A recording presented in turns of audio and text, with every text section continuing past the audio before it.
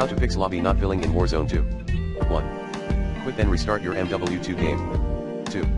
Enable crossplay among all platforms. 3.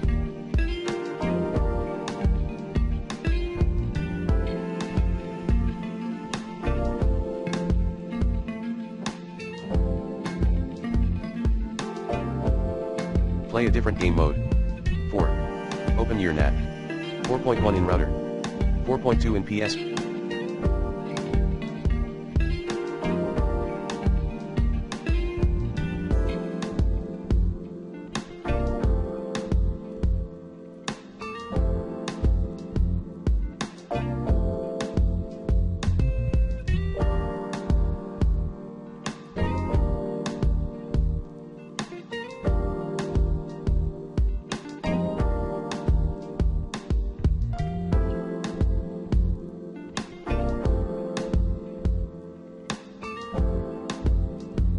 5. 4.3 in PS4.